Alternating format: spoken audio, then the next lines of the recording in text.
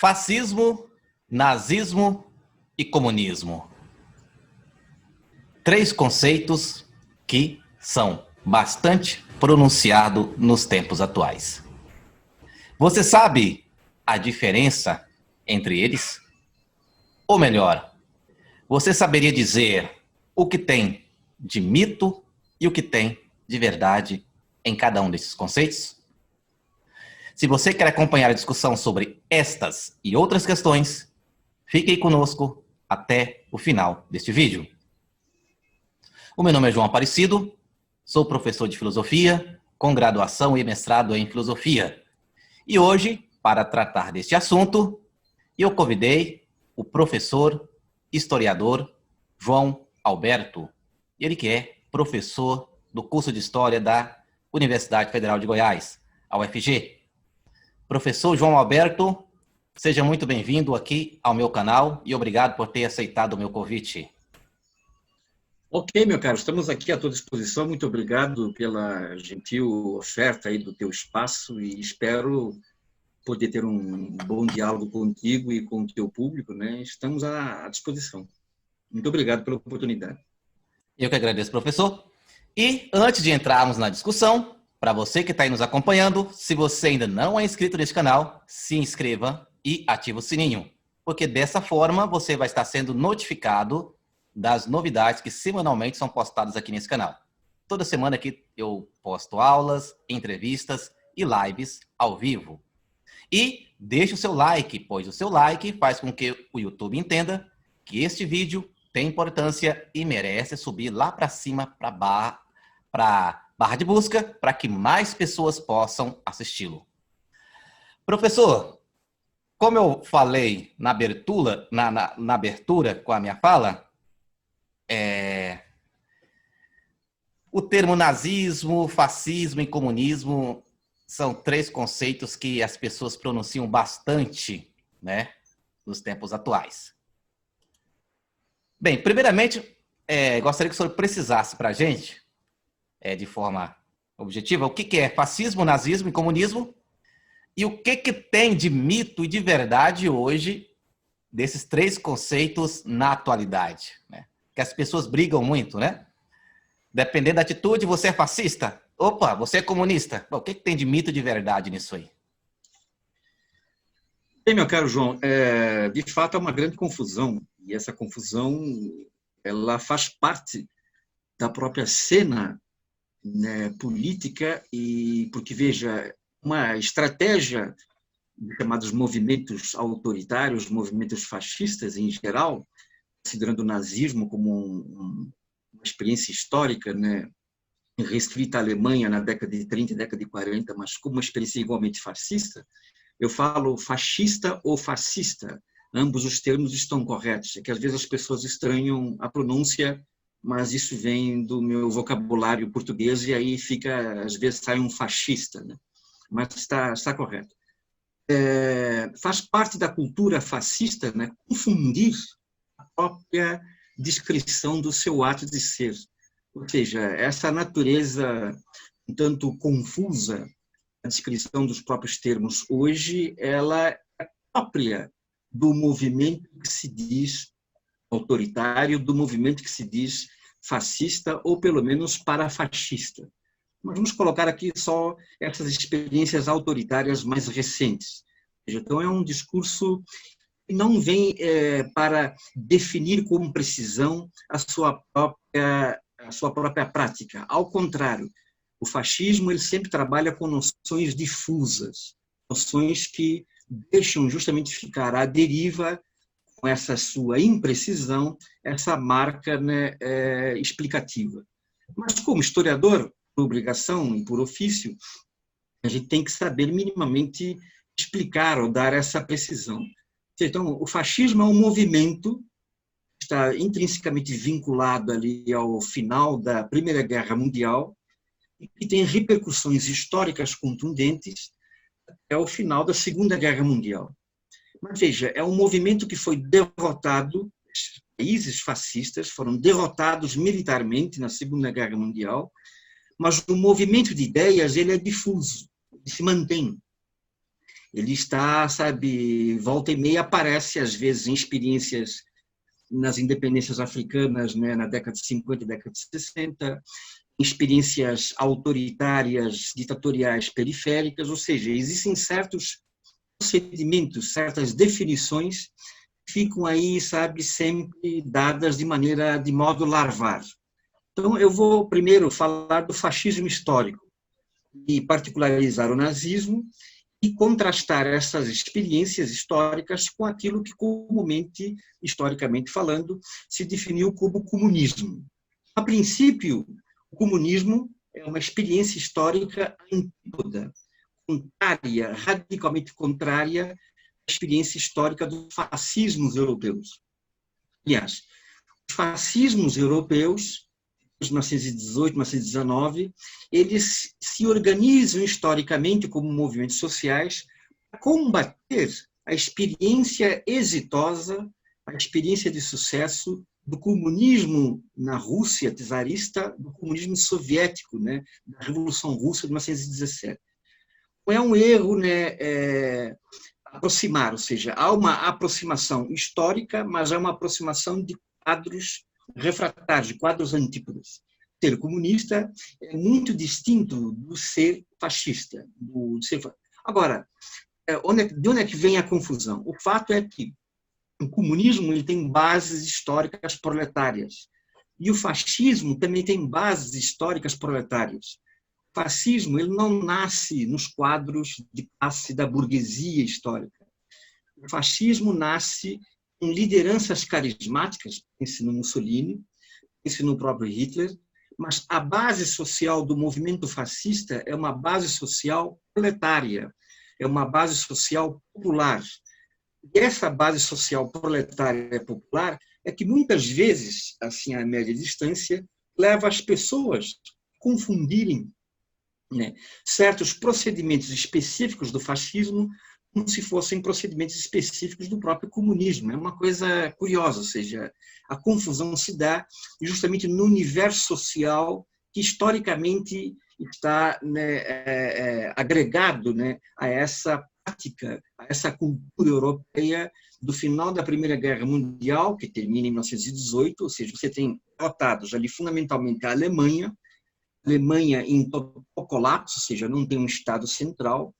Tem experiências operárias na Alemanha de controle de algumas importantes cidades e alguns importantes estados, regiões. Chama-se a isso de experiência comunista conselhista, naquilo que se definiu como a Revolução Alemã, de 1918-19 até 1921-23, dependendo do estudo, dependendo do caso.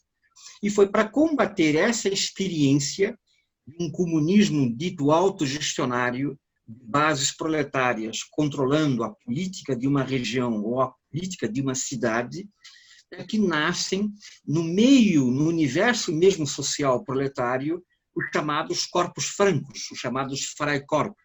E esses Freikorps, eles têm uma institucionalidade política agregada a uma profunda resistência anticomunista e, como milicianos que eram, milícias populares que eram, acabam, milícias que agregavam e que integravam e que recebiam em si grande parte dos soldados da Alemanha derrotada, soldados às vezes armados, muitas vezes armados, soldados que voltam de uma derrota, mas não há um Estado, um governo para os desarmar, para os receber, para os conduzir a um outro tipo de procedimento institucional, ou seja, vão dar baixa, tornam-se civis. Não, você tem um país à mercê da sua própria sorte, e nós temos essa experiência, uma experiência, em primeiro lugar, conectada com a experiência soviética em andamento. Era uma Revolução Russa, está em andamento em 18 e 19, com a chamada Guerra Civil. A experiência vitoriosa dos bolcheviques só se dá efetivamente em 1921 e 22, quando eles conseguem destruir internamente as suas próprias contradições. E o movimento político de esquerda na Alemanha, tá certo? Ele vem influenciado pela experiência da Revolução Russa, mas enfrenta ali, com os chamados Freikorps, uma resistência contundente que o derrota, ou seja, nessa experiência da Revolução Alemã, ela é derrotada em 23. Lenin, os grandes bolcheviques, sempre apostavam na vitória da Revolução Comunista na Alemanha, para que a Rússia, país periférico, país em processo de industrialização bastante recente, pudesse se integrar a isso que seria uma revolução mundial. Com a derrota da experiência comunista, libertária, autogestionária na Alemanha, nós temos o quê? Nós temos um refluxo dessa ideia da revolução comunista mundial para uma revolução nacional, uma revolução que passa a se organizar de maneira autóctone, ou seja, dentro das dimensões geográficas e geopolíticas do antigo Império Russo, ou seja, com algumas concessões. Lenin, ali em 1917, 1918, perdas territoriais significativas, mas mantém-se, a partir de 1921 e depois mais ainda de 24, com o falecimento de Lenin, uma experiência histórica comunista de bases cada vez mais nacionais. E esse modelo nacional será intensificado depois, em 1928, quando no poder, sobe ao poder, né, o Stalin, com a aplicação dos chamados planos quinquenais, que é a intervenção radical na atividade produtiva e econômica, e conduzindo toda a força de trabalho nacional, tirando, né, os russos do campo de maneira forçada, né, urbanizando, criando cidades gigantescas, né, sabe, da noite para o dia, fábricas gigantescas nos Urais, com siderurgia, ou seja, um tipo de investimento coordenado pelo Estado. Nós temos, a partir de 1932, uma experiência econômica bastante exitosa, bastante sucesso, no que se refere à dimensão da industrialização nacional. Esse é um primeiro ponto importante a destacar. O comunismo ele consegue, né, organizar a economia nacionalmente com bases numa estatização generalizada, só que essa estatização generalizada ela continua a proletarizar a força de trabalho.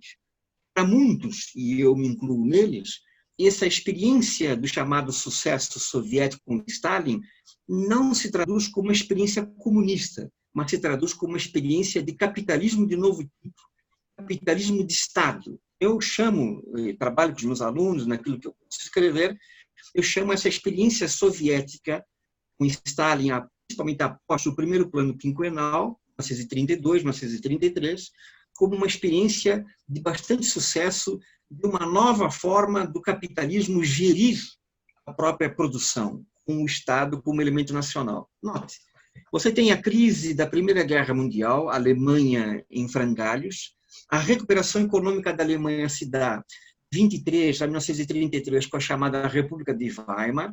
Essa República de Weimar vai até ordenada pela social-democracia, mas vinculada a empréstimos norte-americanos, fundamentalmente, a partir do Plano Davis, de 1926.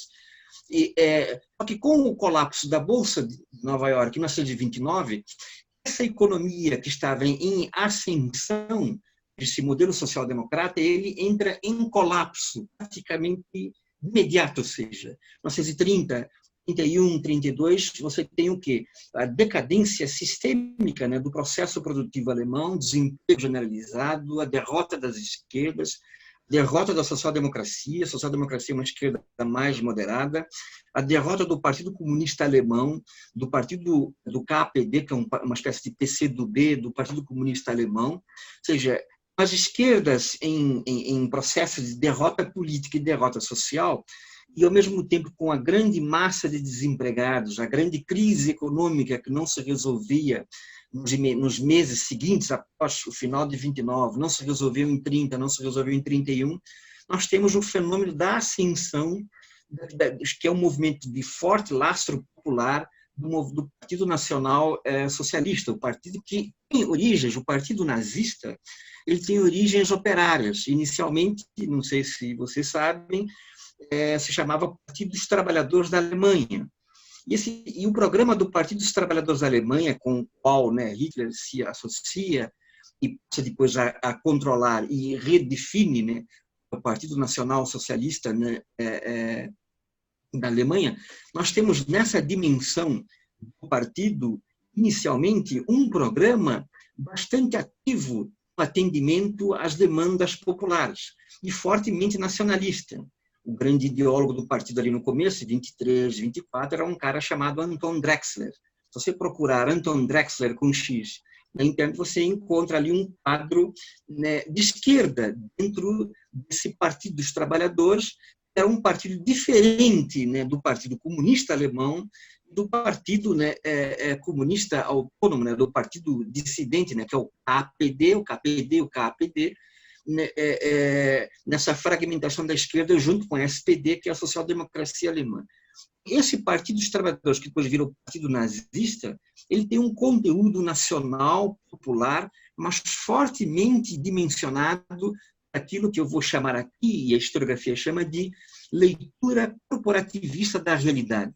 Então, nós temos, veja, com a derrota da esquerda, com o fracasso da social-democracia na República de Weimar após 1929, e a Alemanha entrando em colapso novamente, ou seja, o desalento social foi habilmente incorporado, capturado, ou seja, os trabalhadores alemães foram habilmente capturados na sua imaginação, nas suas expectativas, nos seus anseios, nas suas aflições. Hitler, os nazistas e pelo jogo de cena que o nazismo traz ao grande público. Isso é importante. Todo o fascismo ele tem uma estética peculiar, uma estética que integra no seu ato a violência como expressão, a arrogância, o discurso de um inimigo comum, ou seja, é um discurso de pouca complexidade na elaboração, ou seja, você fala a palavra-chave, você tem sempre a locução no imaginário popular de figuras que podem ser contrastadas e demonizadas no interior do país. No caso da Alemanha era o judeu porque era financista, o judeu vinculado a famílias ricas, o judeu vinculado ao grande comércio, ou seja, a crise econômica com a derrota, né, da Alemanha, economicamente falando, em função da quebra global da Bolsa de Valores de Nova York, em 1929. Então, nós temos a demonização daquele que ganhava dinheiro com a especulação, o homem que empresta dinheiro, o homem do setor financeiro, o banqueiro, percebe? O judeu passa a ser esse pária interno, e com esse pária demonizado, o partido nazista consegue organizar o seu público. Então, esses Freikorps, ou seja, esses corpos francos, são essas milícias civis armadas, já derrotaram os comunistas libertários da Rosa Luxemburgo. A Rosa Luxemburgo era uma importante marxista alemã, que foi assassinada em 1919. O corpo dela foi encontrado 6 meses depois em decomposição num rio em Berlim, ou seja, foi morta a pauladas, em 15 de janeiro de 1919, uma coisa medonha, e é assim que age a milícia. A milícia trabalha como noção do conflito através do terror e do medo. Isso que é fácil chamar o Bolsonaro de fascista, que há certos protocolos históricos que estão agregados a essa experiência atual do governo. Fala-se muito em milícias, fala-se muito em assassinatos e mortes, ou seja, você eliminar o opositor fisicamente, o assassinato da Marielle, ou seja, então fica essa coisa difusa no ar, mas com o grande temor social na base que está ali a se impor. Então isso é uma espécie de terror que tem uma plasticidade estética dentro dessa cultura da violência. Então é aí que nasce, né, é aí que está o embrião, né, do fascismo, né, de 1929, 1930, e não se esquecendo, essa cultura leva o Hitler ao poder por voto. O Hitler não deu um golpe de Estado, ele foi eleito. Percebe, todos os fascismos, os que deram certo, né, historicamente falando, eles tiveram o reconhecimento do gesto democrático, da democracia liberal, do voto. Isso é muito interessante. Claro que a ação do Hitler na Alemanha ela é muito mais rápida no que se refere a essa configuração da conquista do Estado em 1933.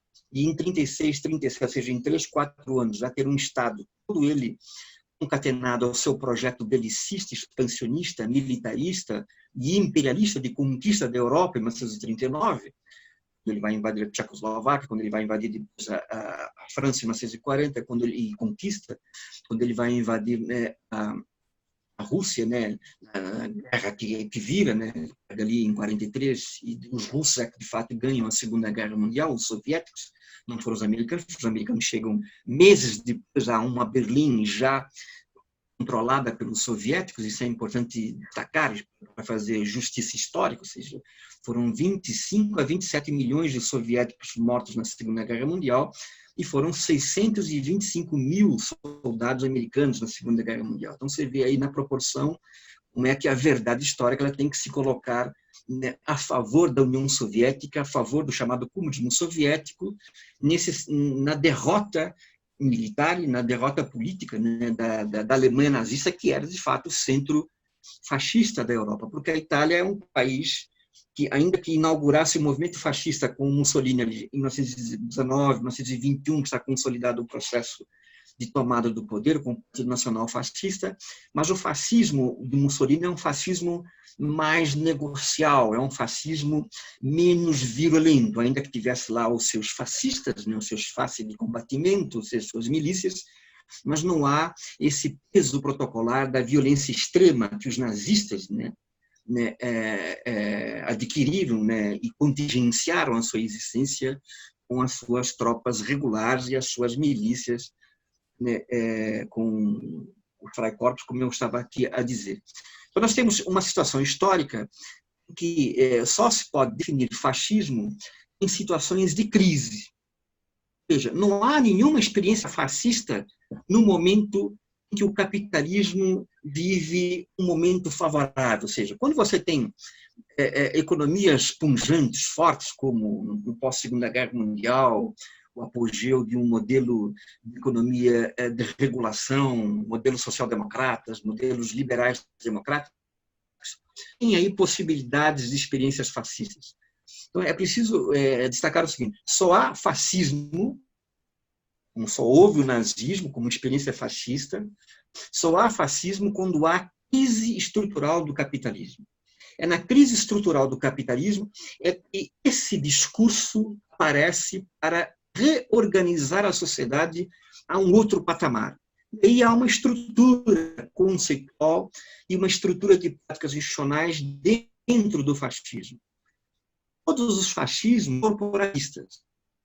Atente, João, corporativismo significa um modelo de economia em que o Estado assume um protocolo, né, de organização da economia. Veja, a experiência do sucesso da União Soviética e com a derrocada do chamado liberalismo, os fascistas, para combaterem o comunismo, eles não poderiam defender o liberalismo. Então, todos os fascistas se apresentam como antiliberais. Então, se eles são antiliberais, o governo Bolsonaro já não pode ser caracterizado ao pé da letra como uma experiência histórica fascista contemporânea. Você tem ali na estrutura, na nervura, né, do governo Bolsonaro, um ar que, um liberalismo radicalizado, quase demencial, estúpido, para não dizer menos, do senhor Paulo Guedes e toda a companhia que está ali desenhando taticamente a destruição do Estado brasileiro, do Estado enquanto poder público, enquanto força econômica pública, né, sendo desintegrado por dentro. Então, veja, nesse contraste você tem com o Bolsonaro, na minha interpretação, uma estetização de fachada fascista, mas com práticas de um neoliberalismo profundamente autoritário na sua radicalidade institucional e que consegue ainda ser impedido minimamente pelos outros poderes da República, o STF, que também é um poder fraquíssimo, e pela Câmara, né, pelo Senado e pelo Poder Legislativo, que é um poder bastante fraco, mas que minimamente conseguem colocar freios a esse projeto de destruição neoliberal que a demência do senhor Paulo Guedes leva a cabo pública. Então, ou seja, é como se você tivesse uma ação institucional de esquizofrenia, ou seja, chamar um de fascista, mas o fascismo, historicamente, está atrelado a uma noção de forte complexidade institucional na figura do Estado, ou seja, todos os fascismos foram modelos de gestão econômica de grande presença econômica do Estado na economia. Isso é importante, ou seja, o modelo italiano é o modelo das corporações. você leva trabalhadores para o governo, você leva empresários para o governo. O fascismo, usar uma expressão de um autor que eu gosto muito, do João Bernardo, um historiador português, de um livro chamado Labirintos do Fascismo, que vocês podem achar em PDF pela internet muito facilmente, João Bernardo, Labirintos do Fascismo, terceira versão de 2018, vale a pena consultar, tem 1.500 páginas, 1.460 páginas, é uma leitura magnífica, né? É, para mim, o que há de melhor na historiografia hoje. Ou seja, o fascismo, no modelo corporativista, ele coloca o Estado como agente dirigente da economia capitalista, note, é uma economia capitalista, com a presença do Estado na regulação, ou seja, organizando essa economia, e trazendo ao interior do Estado as representações corporativistas dos interesses econômicos em cena. Você pega, por exemplo, o Ugo Spirito, um grande ideólogo fascista italiano, o próprio Mussolini, que era um importante teórico do fascismo italiano, eles não são contrários aos trabalhadores. Eles até mais, eles fazem uma revolução que derrota a burguesia liberal no seu interior. É por isso que o fascismo é muito sedutor para alguns trabalhadores, e não foram poucos, que saem do comunismo e se filiam aos partidos fascistas. Por quê? Porque havia nos anos 20, nos anos 30 principalmente, essa grande sedução de um governo regulador e que impunha, colocava freios aos desatinos ditos liberais, ou liberais na ocasião, dessas burguesias que colapsaram economicamente o país. Isso é importante dizer, o corporativismo é uma experiência política, é uma experiência de economia política frontalmente antiliberal, que coloca a burguesia numa situação, sabe, subordinada à lógica das corporações e do Estado. Isso é muito interessante. Ou seja, isso, assim, visto a média distância, seduz muita gente de esquerda.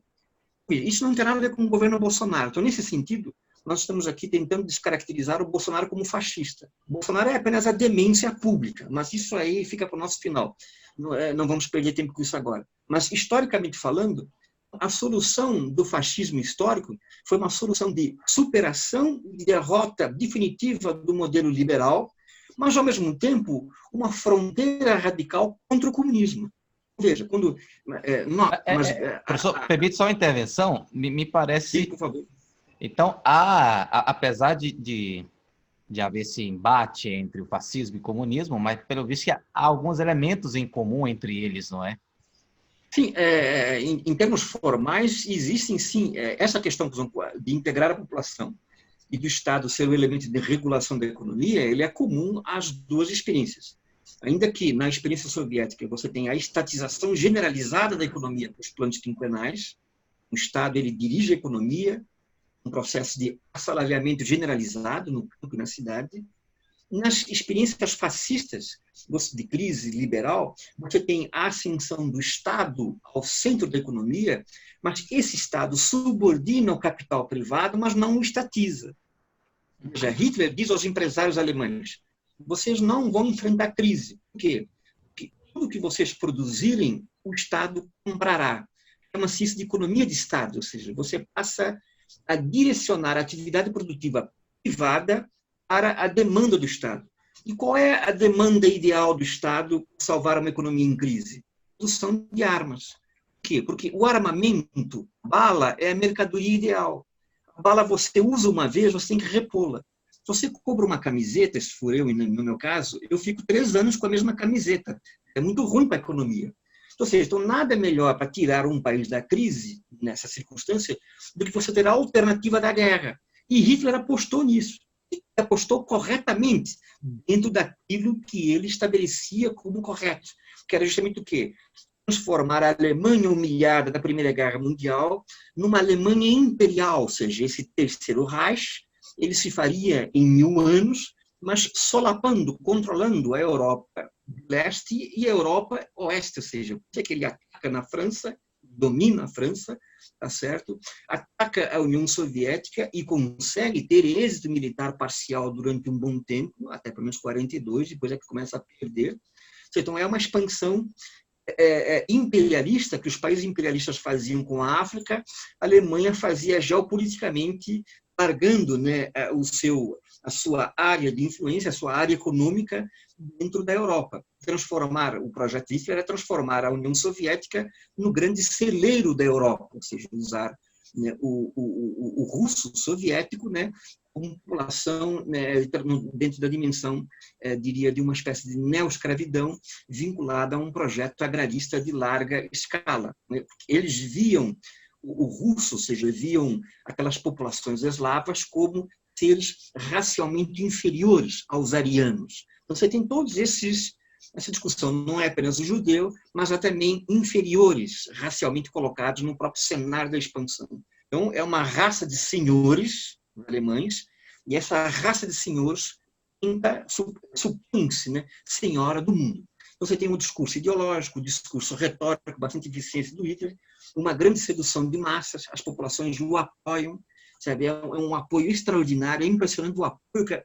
É mentira dizer que o alemão médio não sabia dos crimes de Hitler, que não sabia das câmaras de tortura, que não sabia dos campos de concentração, que não sabia das câmaras de gás, ou seja, do extermínio em massa. Sabia sim, sabia, aceitou, colaborou, uma vergonha que os alemães não superam gerações depois até hoje. Como também colaboraram com os nazistas na ocupação da França, grande parte da população francesa, sabe, nesse movimento de colaboração vergonhoso, ou seja, são poucos os que se arriscaram sua vida na luta, as trincheiras de resistência no chamado movimento da resistência francesa, né? Lembro sempre de um grande escritor como Albert Camus, e ao contrário, né, a sua amiga, né, a Simone de Beauvoir, trabalhando para os nazistas em Paris, trabalhando a convite do tenente que controlava a rádio de França, e ela aceita o convite e trabalha, né, num regime, né, de ocupação. Isso é vergonhoso, mas nós também sempre nos esquivamos dessas figuras mais emblemáticas, né, da esquerda brasileira, mais Simone de Beauvoir, que é um ícone, né, do feminismo, né, histórico. Mas isso não importa agora discutir. Voltando aqui ao que nos interessa. Então, o nazismo é uma experiência de grande êxito, né, do fascismo no que se refere, veja, note, a Alemanha era uma potência industrial extraordinária. A Alemanha, mesmo com a derrota em 1918, mas em 14, quando ela se na guerra, na Primeira Guerra Mundial, a Alemanha tinha mais de 70% da sua população já vivendo em cidades. Ou seja, isso é uma marca de sucesso capitalista, ou seja, quando grande parte da população de um país está nas cidades, porque ali você tem o quê? O grande desenvolvimento capitalista, a industrialização massiva, capitalização generalizada. União Soviética, ao contrário, a União Soviética tinha mais de 75%, 80%, ou até mais de 80%, dependendo do recorte que você faz, da população no campo. O que Stalin faz, no primeiro plano quinquenal, é deslocar de maneira furiosa, de maneira emblematicamente autoritária nesse sentido, totalitária nesse sentido, grande parte dessas populações, vilas, desapareceram da noite para o dia, porque simplesmente chegavam, né, as tropas do Exército Vermelho, tiravam todo mundo de casa nos trens e você vai trabalhar num kolkhoz, você vai trabalhar num sovkhoz, ou seja, em propriedades controladas pelo Estado. Ou seja, você não espera. O Stalin fez uma revolução capitalista na Rússia, dita comunista, que durou o quê? 15, 20 anos. Em 1953, quando ele falece, já a União Soviética é uma potência industrial. Não se esqueçam, os soviéticos vencem a corrida aeroespacial com os americanos. A cachorrinha Laika foi uivar, coitada, sabe, no perímetro da Terra, sabe, isso em 1957, o terror dos americanos. Veja, como é que você consegue, de um país feudal, grande parte da população no campo, vivendo num regime, sabe, de profunda miséria, em 30 anos você está colocando a cachorra Laika no espaço. Isto só pode ser possível através do quê? Dessa ação instituidora, reguladora do Estado com forte presença na economia, estatizando e organizando, portanto, aí um protocolo civilizacional, eu prefiro chamar de capitalista de Estado, mas que normalmente no livro didático aí, a garotada vai encontrar sempre como o bloco soviético, o socialismo soviético. É frequente a confusão, no meu entender, de achar que uma economia estatizada é uma economia socialista. É por isso que, em grande parte, Se confunde aqui no Brasil, vem aí os liberais dizendo, olha, o PT era comunista, vai para Cuba. O PT nunca foi comunista. Lula está a milhões de anos-luz de qualquer espectro comunista. Lula, no meu entender, é o tecnocrata, o administrador ideal do capitalismo mais exitoso, ou seja, porque é o homem que consegue fazer a conciliação capital-trabalho, o não conflito. O Bolsonaro é a antítese disso. O Bolsonaro é o homem do conflito. Quando há um conflito generalizado na sociedade, você não tem um processo pacificado que leve a cabo com êxito um projeto capitalista. Então, ou seja, o projeto do Bolsonaro é um projeto de crise permanente, jamais de êxito capitalista. O projeto petista teve, historicamente, e sempre terá, comparativamente, mais êxito que esse atual momento. Então, não há nada com o PT. O PT tem origens proletárias, origens de esquerda, mas o PT, no poder, é um partido tecnocrático. É um partido que eu poderia chamar de neocorporativista. É um partido que estimula justamente aquilo que os corporativistas fazem no fascismo, que é a capacidade negocial integrada de colocar as câmaras setoriais com trabalhadores, com as burguesias nos seus setores produtivos e negociar com as representações do Estado. Ou seja, quando o Estado passa a triangular essa gestão, isso chama-se capitalismo corporativista. E esse modelo corporativista, ele teve um êxito parcial com a administração recente aí do chamado PT. Então, não tem nada de comunista. Então, os seus ouvintes, os seus espectadores, fiquem tranquilos, podem respirar aliviados. Seja, tu quer dizer que não tem nada. Muito pelo contrário. O Lula é uma expressão de grande êxito capitalista. O que me espanta é que a nossa burguesia é tão estúpida. Não se esqueça que o Lula se elege em 2002 com um grande empresário como seu vice. Veja, ali havia empresariado. Hoje não tem nada. Hoje você tem, sabe... Quem são esses caras aí? São os dementes, os débeis mentais, sabe? Ou seja, o país está muito mal hoje. Mas voltemos aqui, para você não ficar aflito aí, meu caro João, voltemos aqui ao espectro histórico. Ou seja, o nazismo é uma experiência fascista particular à situação alemã. Mas essa experiência fascista alemã, ela está integrada num conjunto de experiências nacionais. Você tem fascismo em Portugal, com Salazar, você tem fascismo na Espanha, com Francisco Franco, você tem fascismo na Romênia, com Codreanu, você tem experiências fascistas na França, na República de Vichy, você tem experiências fascistas mais variadas. E algumas são malogradas, você tem experiências fascistas na Inglaterra, com outros Mosley, não são vitoriosas, são derrotadas. Ou seja, então, no quadro geral da crise pós-1929, apareceu com grande força histórica a experiência dita de superação da crise do liberalismo de 29, a experiência dos chamados corporativismos, a experiência daquilo que a historiografia chama de economia dirigida, economia integrada. Temos aqui na América Latina a experiência com Perón e com Vargas. O Vargas eu não considero como fascista, mas considero fundamentalmente como nacionalista corporativista. Ele integra os trabalhadores, derrota a burguesia regional populista, integra a burguesia ao Estado com um golpe em 37, como também integra os trabalhadores com as suas cartas e direitos, CLT, salário mínimo, descanso semanal, ou seja, direitos que estão sendo destruídos hoje por essa demência que está aí no poder, né, neoliberal, para tentar, não vai modernizar nada, ou seja, esses direitos garantem justamente a modernização permanente, porque quando o trabalhador tem salários garantidos, ele pode garantir o consumo de uma economia que sempre se mantém aquecida. Ou seja, como é que você vai destruir esses direitos? Você vai transformar o cara num PJ, deixa de ser um trabalhador e vira um PJ. Vive a loucura do quê? De não saber se terá dinheiro amanhã, então o cara deixa de consumir hoje. Deixa de consumir hoje, a economia trava. Mas se o cara tem um salário e sabe que no mês que vem pode receber, o cara pode consumir tranquilamente hoje. É banal, é simples. Mas esses privatistas, grande parte da classe média e da população brasileira votou no Bolsonaro, votou completamente equivocada, votou dentro, uma coisa que a gente vai conversar em outra oportunidade, desse universo, sabe, profundo das fake news, universo que está inventariado por tecnologias, que é um fenômeno muito novo. Não pode ser simplesmente associado à experiência histórica do fascismo histórico lá nos anos 20, nos anos 30, ainda que linguagem da autoridade, a linguagem do Estado totalitário, né? A linguagem do império, tertius império, ou seja, a linguagem vocacionada para entreter as massas e fazer com que elas estejam sempre subordinadas à ação do líder, né? Isso é muito forte com Mussolini, isso é muito forte, fortíssimo com Hitler. Ou seja, essa tecnologia da estetização da política, tá certo? Ela se mantém até hoje, mas hoje há outras ferramentas como fake news, né, WhatsApp com robôs, ou seja, que aí disseminam a grande mentira, mas isso não posso falar contigo aqui agora. Veja, então, para fazermos aqui um contraste comparativo, complicado definir o Bolsonaro como um fascista. Tem todo o espelho, tem toda a estética do fascista, mas é o fascista tosco, tolo.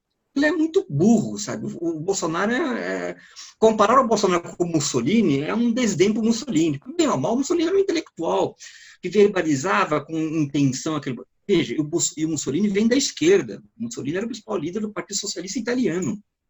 Sai do Partido Socialista Italiano para fundar o Partido Nacional Fascista.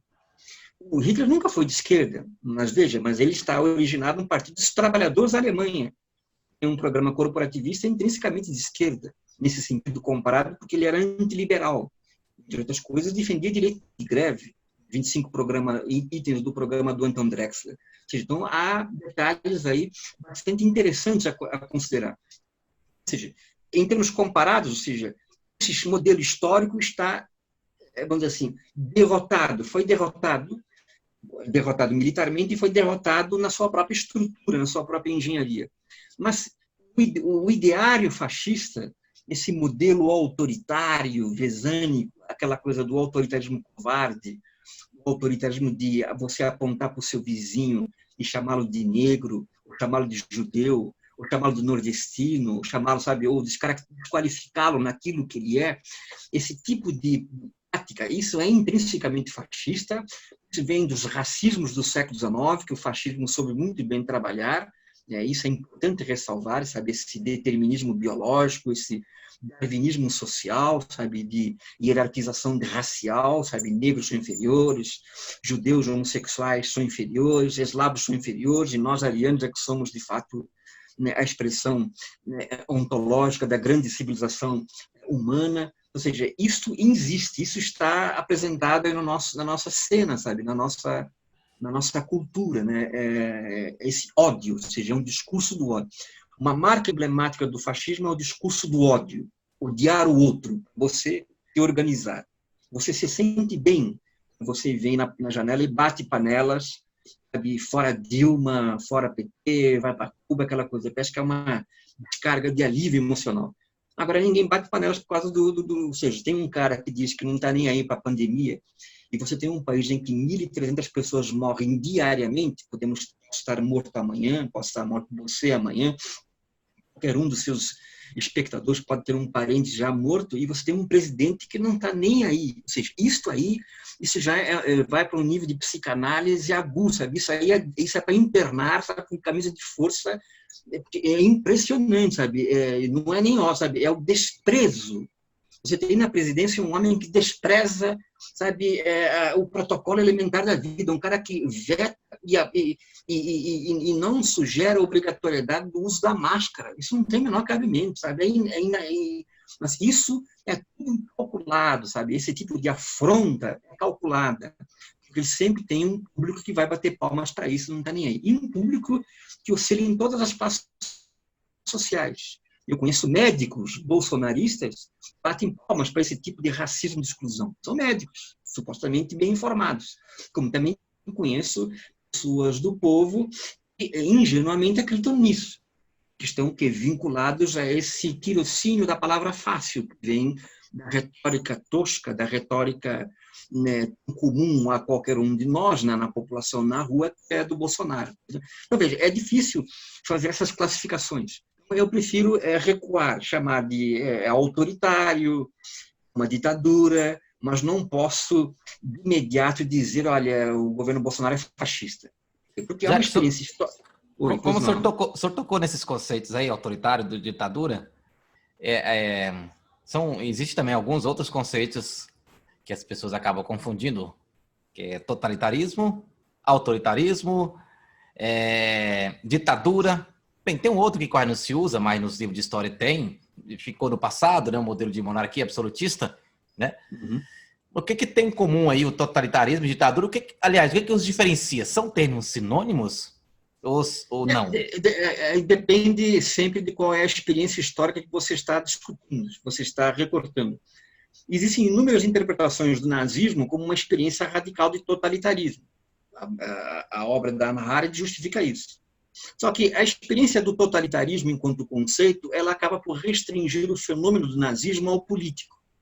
E no meu entender, perde em grande parte aquilo que é fundamental no nazismo, que é justamente o quê? Um tipo de economia política de reorganização do capitalismo em bases produtivas desse chamado capitalismo de Estado, ou seja, um capitalismo de Estado em que a atividade econômica está consagrada no modelo corporativista. Então, ou seja, o termo, o conceito de totalitarismo, ele ajuda a definir essas expressões totalitárias. Mas é perigoso, por quê? Porque você também pode simplesmente chamar de totalitária a experiência soviética. A experiência soviética, de fato, era autoritária. Ela não é totalitária no sentido alemão, no sentido nazista. É muito comum você dizer, olha, os comunismos e os nazismos, os comunismos e os fascismos são experiências totalitárias. E você coloca isso tudo no mesmo saco, que dá a impressão que o correto é o quê? É ser democrata e liberal.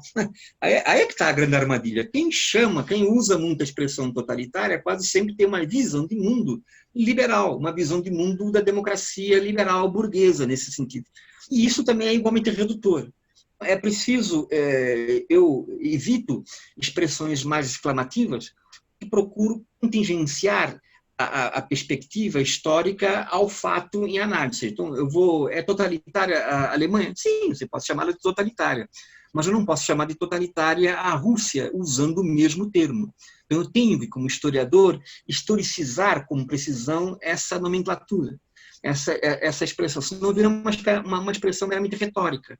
Aí você pode chamar ditadura de totalitária, você pode chamar até expressões outras de maneira similar. E eu poderia, para provocar você e o seu público, dizer o seguinte: se há uma coisa que é totalitária, é a democracia liberal. E você fala, como assim? A democracia liberal é dos direitos civis, do voto, sim, mas é o totalitarismo das empresas. É o totalitarismo, como diz o João Bernardo, um livro dele muito importante chamado Democracia Total. Nas empresas, você tem uma experiência predatória, né, de expropriação do trabalho, parte daquele que administra a empresa, em que aquele cara, o dono da empresa, grandes complexos empresariais, os gestores, os tecnocratas, ele é o poder executivo, legislativo e judiciário, ou seja, ali dentro da empresa você tem a sua vida nas mãos do cara. Isto é radicalmente uma experiência totalitária. Então, eu poderia, para provocar, dizer que quanto mais democrática é a democracia, mais totalitária ela é na base produtiva, no chão de fábrica. Isso é importante. Porque, veja, os fascismos, bem ou mal, eles, contra a democracia liberal, eles defendiam chamar a democracia social, foi o que o Vargas fez. O Vargas dá o golpe em 1937, em 10 de novembro, fecha o parlamento, caça os partidos, coloca os comunistas na cadeia. Mas ele defende ali aquilo que é a democracia da autoridade. Ele chamava aquilo de democracia autoritária e não fascista. Por quê? Porque ele levava ao poder as expressões da democracia social dos trabalhadores, ou seja, a verdadeira democracia é aquela dos setores produtivos, ou seja, o padeiro, o alfaiate, o engenheiro, ou seja, cada um terá o seu sindicato corporativo.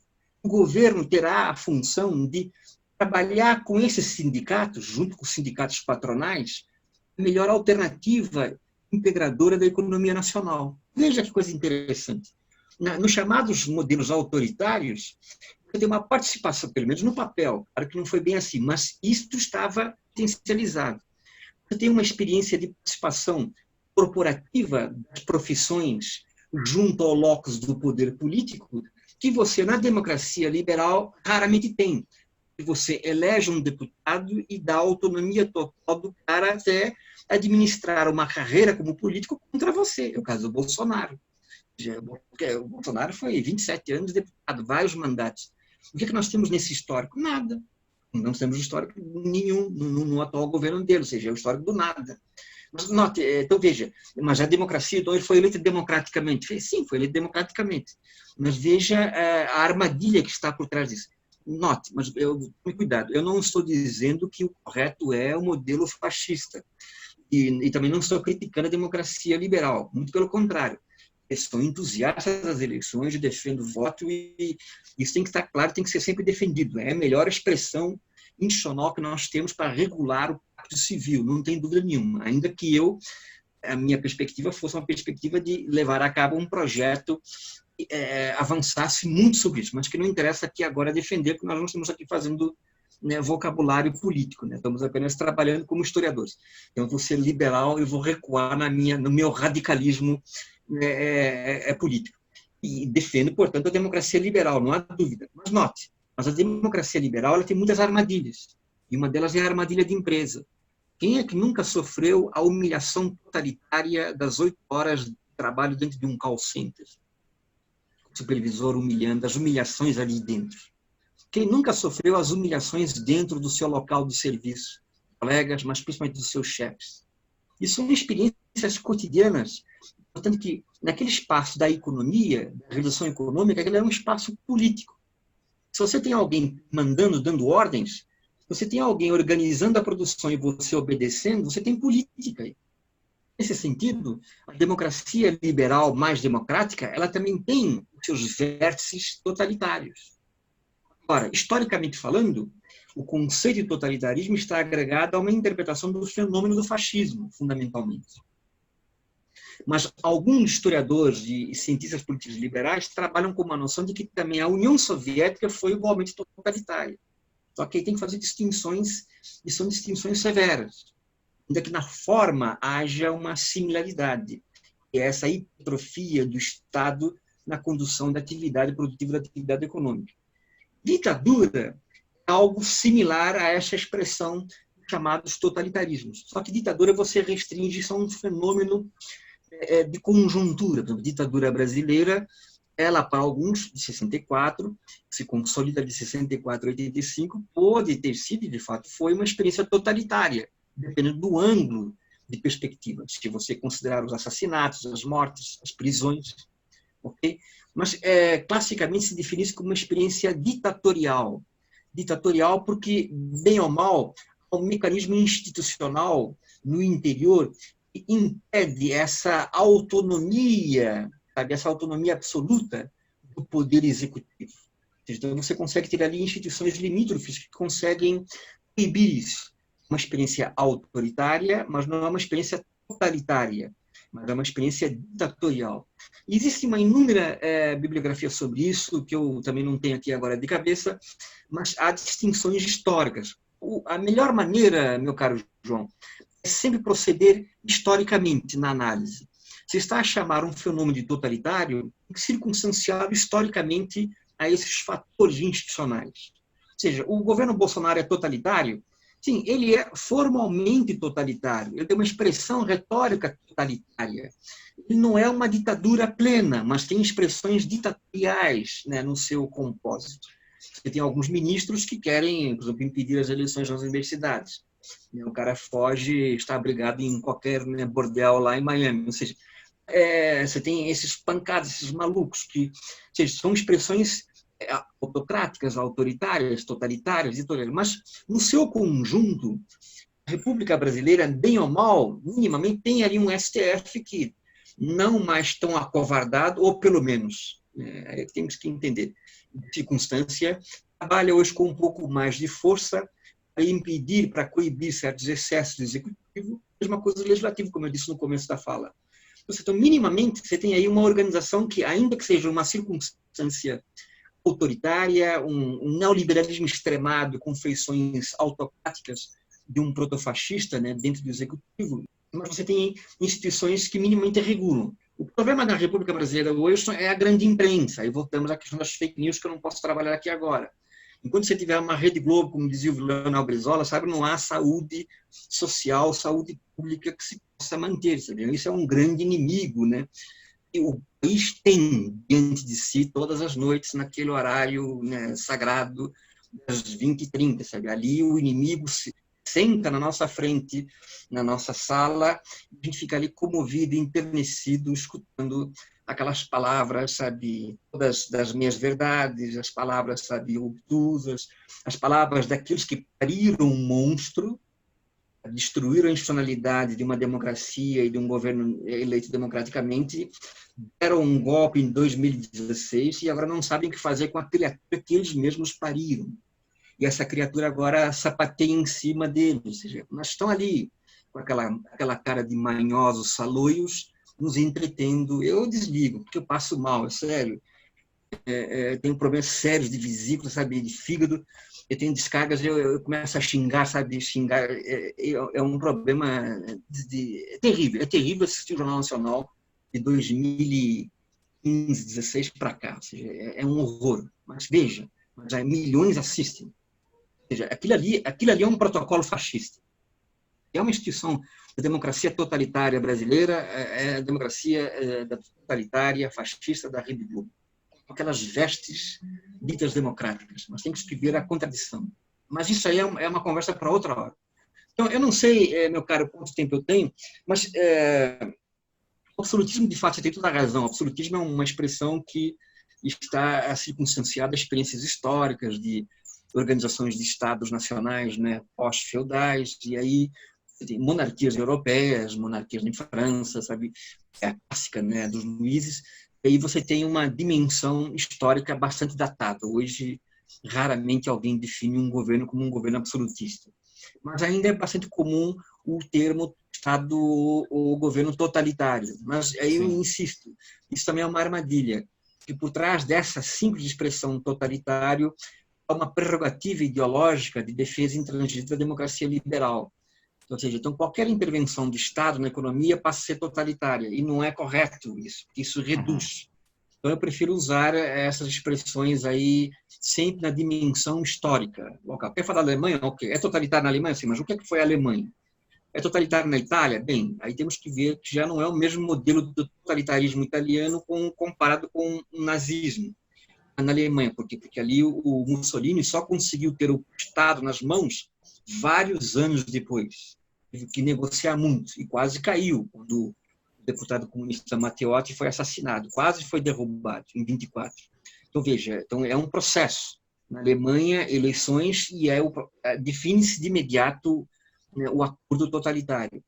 O fascismo português é um fascismo católico, sabe, de Virgem Maria em cima, não sei o quê. Aí acaba sendo um fascismo o fascismo da periferia mais pobre, um fascismo mais simbólico, ainda que fosse bastante excludente no que se refere à noção da repressão contra os comunistas portugueses. Portugal teve, no Cabo Verde, uma das prisões mais terríveis do século XX, que era oposicionistas, que era fascismo puro, que é uma expressão, portanto, totalitária. No Cabo Verde, a prisão do Tarrafal, a prisão da morte amarela, sabe? Prisioneiros que eram levados para lá e morriam em situações as mais desgraçadas possíveis. A prisão do Tarrafal é um exemplo de que é uma experiência totalitária do fascismo português, que é um fascismo quase que caricatural, um fascismo de pobreza, ou seja, não há uma economia efetivamente forte, uma economia que sempre dependia das colônias portuguesas, Angola e Moçambique, fundamentalmente, Cabo Verde, Timor, né? Assim vai. Não sei, meu caro, se pude lhe ajudar, né? Como é que você quer continuar a dialogar? Não, mas ficou tranquilo. Foi. Olha, eu recomendo, se você puder, como é em PDF, esse livro do João Bernardo, ele olha, eu vou deixá-lo aqui. Eu vou deixá-lo. O link, você digita PDF, ele cai fácil. Sim. É muito bom, e é uma leitura fácil de ser vista, qualquer pessoa pode ler ali. E como são 1.500 páginas, você pode estudar o fascismo em Portugal, na Alemanha, sabe, italiano, você pode fazer o recorte que você quiser. É muito bom, eu recomendo vivamente. Eu trabalho sistematicamente com ele com os meus alunos. Eu vou deixá-lo no link dos comentários. O assunto é bem complexo. Bastante atual. Por ser tão atual, é que ele exige um cuidado. Não é isso que motivou ao programa, né? Há uma confusão, né? Afinal de contas, que tá, essa confusão se mantém confusa. Você tem um governo que é arqui-neoliberal, ao mesmo tempo tem uma fachada totalitária, uma fachada fascista. Só que você não pode dizer que é fascismo. Como é que você Sim, pode dizer que um fascismo que defende privatização? Não tem sentido, porque todos os fascismos eles são estatizadores, sim, eles integram. A vitória dos fascismos na Alemanha e na Itália, mas principalmente na Alemanha, é que eles integraram os trabalhadores. O Hitler tinha um grande apoio popular. Eu tive uma aluna que fez uma dissertação de mestrado sobre a recepção do povo através das cartas que a população escrevia para o Hitler. As cartas de agradecimento. Por quê? Porque ele integra a população ao grande emprego. Grande emprego. Ele garante às grandes empresas. A IG Farben empregava mais de 200 mil trabalhadores. Como é que você vai deixar uma empresa dessas ou deixá-la insolvente? Você tem que garantir o funcionamento dela, os 200 mil empregos. O que é que você faz? Não, ao invés de você produzir a química para isso, você vai produzir química para que eu possa matar os soviéticos, porque eu possa matar os russos. Você vai produzir o Zyklon B, para usar lá nos campos de concentração, nas câmaras de gás. Entende? Ou seja, você redireciona a economia privada a um sentido extremo lá à frente. É a guerra. sim. A guerra sempre é a salvação do capitalismo. Uhum. Sempre que há crises estruturais de larga escala no capitalismo, a saída sempre é uma guerra hoje mais regionalizada, mas as guerras mundiais se deram por causa disso. Deram Sim, fundamentalmente por causa da crise econômica. sim. Isso aí, meu Bem, caro. uma questão Conta que aí. surge, bom, na Sim, verdade, é só um comentário mesmo, né? Que me parece que na atualidade o que se tem de fascismo e nazismo é o que tem de pior, o que teve de pior do regime, que é essa questão autoritária de não respeito à pluralidade, né? Fascismo e nazismo não dialogam com a pluralidade. o fascismo e o nazismo eles não tratam com diferentes. Você Sim, fala assim, nós somos alemães. Se você não é alemão, está fora. Mas se você é alemão e não é branco, como deveria ser e deve ser outro alemão, também está fora, entende? Ou seja, então, sim, é aquela coisa, é a sim, unidade que centraliza, mas que sim, exclui. sim. Critério diferente, Não, então, exatamente. isso veio. Sim, Eu tô dizendo, isso veio do passado para o presente. Mas sim, aquilo sim, que talvez iria, não é beneficiar, mas que não seria ruim, que essa questão do Estado mais forte, né? Um pouco intervencionista, sim. não veio. Não vem nunca. É por isso que se lá foi uma tragédia, hoje é uma farsa. Ou seja, esse aqui é o protocolo. Ou seja, porque, na verdade, não é fascismo. Na verdade, é uma mutação na carapaça política do neoliberalismo. Sim, Ou seja, se quisesse radicalizar um pouco mais, João, diria que o projeto Bolsonaro, sabe, é o projeto do PSDB. O PSDB quis sempre fazer isso que faz o Paulo Guedes, isso desde o FHC. Só que dois, né, duro assim, eu estou sendo caricato. Só que esses caras, se tivessem ganho a eleição com a Aécio Neves em 2014, conduziriam um país tal como o Bolsonaro está conduzindo hoje com o sim, e Paulo com mais Guedes, na eficiência. privatização. E com mais Muito mais eficiência. eficiência, com a fachada Sim, democrática, sim. seja aí com aplauso. Esse é que é o ponto. Então, ou E seja, os caras, como não ganharam em 2014, tiveram que se aproveitar do boquirroto de plantão, tem essa dimensão popular, deixa o cara. Só que o cara vai ganhando autonomia, o Bolsonaro contra a Globo, ganhando autonomia contra os partidos, e agora não sabe mais como fazer para tirar, mas enquanto vão deixando lá. Isso, meu caro João, não chega, pode ser uma cultura fascistizante, mas isso não é uma experiência institucional fascista no sentido histórico do termo comparado. sim, Mas sim, sim. embrionariamente, se não for coibido, o cara fazer o que ele quer fazer, ele impõe uma ditadura fascista, sem dúvida alguma. O Bolsonaro. Ele não é Uhum. burro, Sim, ele é tosco, mas burro ele não é. Ele tem assessoria, sabe, desses fascistas, principalmente no exército, fascistas lá, Olavo de Carvalho, esses outros sim, dementes que vão para isso, tipo sim. Bannon e outros mais. Não, mas não E tem e problema, o tudo bem. comunismo? Porque pela a sua fala, dá para perceber que o comunismo nunca se concretizou de fato. Essa é a minha tese. Veja, mas é uma tese que não é usual na historiografia. Uhum. Que não é usual. O pessoal define Cuba como comunista, China como comunista. A China hoje ela é dirigida pelo Partido Comunista Chinês. Ok. Alguém em sã consciência pode dizer que a China hoje é comunista? Não é comunista. Cuba foi comunista? Não, a Revolução Cubana em 59 ela não é comunista, ela é nacionalista. Torna-se depois comunista pela integração, no começo dos anos 60, do Fidel Castro com Nikita Khrushchev. É o arreglo, o acordo financeiro de sustentação frente ao embargo que os Estados Unidos ali impunham. Não é uma experiência comunista, é uma ilha pequena, sabe? É uma experiência mais de nacionalismo estatal. Então, em grande parte, eu te diria, isso que se chama de comunismos no século XX são nacionalismos estatais, nacionalismos de estatização. Só que estatizar a economia não significa impor comunismo, porque você estatiza, mas você não tira o proletário da condição de proletário. Uhum. Se você mantém uma massa de trabalhadores na dimensão assalariada, a chamada lei do valor, como dizia o Marx, que é a lei da exploração, ela continua se realizando, só que agora nas mãos do Estado. Então, nesse sentido, o mecanismo da expropriação do excedente de trabalho continua. É por isso que o Estado consegue levar a cachorrinha laica para o espaço e ganhar a corrida aeroespacial dos Estados Unidos. Por quê? Porque consegue controlar o processo de acumulação de maneira muito mais eficiente nesse patamar, mas perde depois.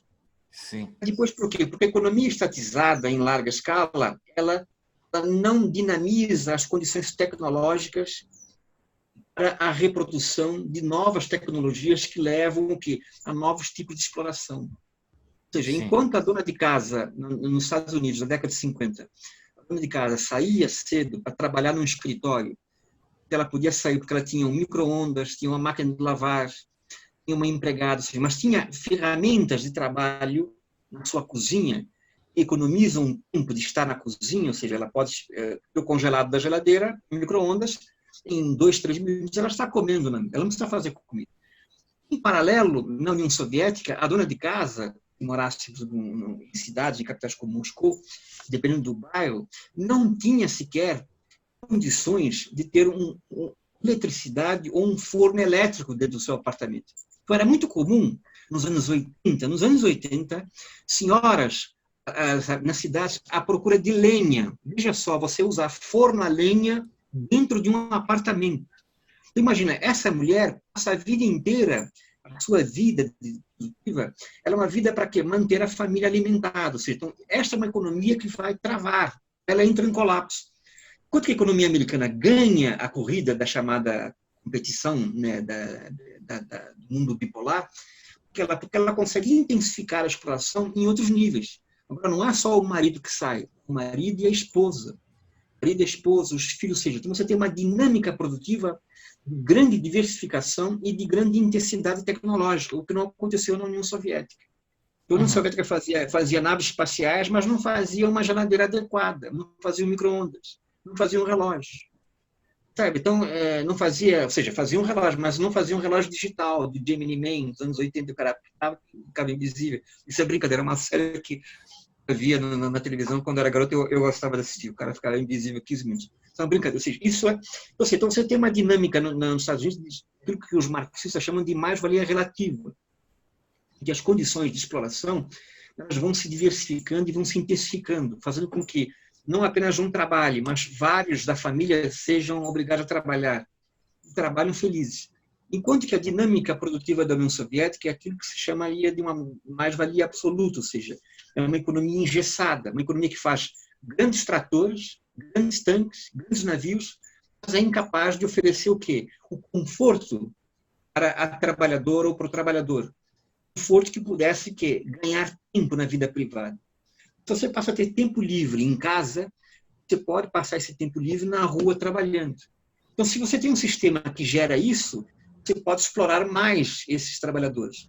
E se você tem um sistema em que obriga a mulher a ficar em casa o dia inteiro, atrás de lenha, fazendo comida, num apartamento cheio de fumaça, é uma economia que a médio prazo, a curto prazo, ela se insolve, ela vai derrocada, porque ela não consegue gerar uma dinâmica tecnológica criativa robusta se manter competitivo. É por isso que quando o Gorbachev assume, tenta reoxigenar a economia em 85, Glasnost com a perestroika, mas aí o sistema cai em 90, 91, e aí você tem a privatização generalizada da economia soviética durante uma década, antes do Vladimir Putin assumir, E nessa década, as principais máfias de prostituição, máfias de armas e máfias de drogas, cartéis de drogas, tomam conta dos principais aparelhos estatais privatizados, comprados com esse dinheiro. O Estado tornou-se uma agência de lavagem de dinheiro. Isso é terrível. Mas aí o Vladimir Putin reorganizou minimamente e vem reorganizando exitosamente, colocando novamente a Rússia, não mais a União Soviética, num patamar de grande ator global ao lado da China contra os Estados Unidos. Hoje são os Estados Unidos que vivem a sua crise interna com relação a esses dois modelos. Não é curioso que na Rússia e na China pondera hoje um modelo de capitalismo em que o Estado tem uma forte atuação, não só política, mas econômica. Isso é chamada economia dirigida, né? E o modelo do Trump é um modelo privatista, é um modelo que o Estado cada vez mais se distancia. Eles não têm nem SUS, nem um seguro-saúde, sabe? A pessoa é atropelada na rua, sofre uma cirurgia, vem uma conta na casa dele 2 dias depois, que está lá de 30, 40 mil dólares para pagar. É a falência generalizada.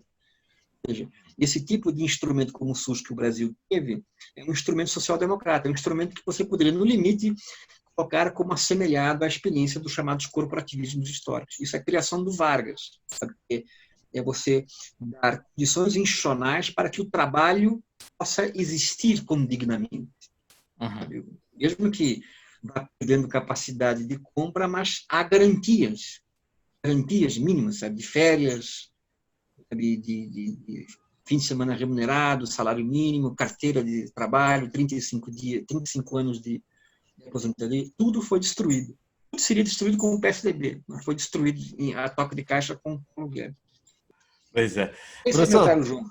Foi muito bom aqui a conversa com o senhor. Obrigado mesmo. Agradeço imensamente a oportunidade, é um prazer te conhecer. Vou acompanhar teu programa, desconhecia, né?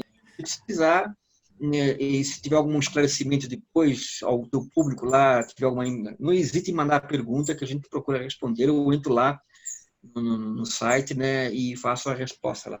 Alguma dúvida com relação a essa questão da Alemanha, da Itália, por exemplo. Eu falei um pouquinho mais. Bom, não, tranquilo, professor, obrigado. E para você que nos acompanhou, você ainda não deixou o like até agora, deixa o seu like e comentários, perguntas, dúvidas, observações, deixa aqui no link dos comentários e compartilhe esse vídeo, faça com que ele chegue a mais pessoas. E nos veremos no nosso próximo vídeo.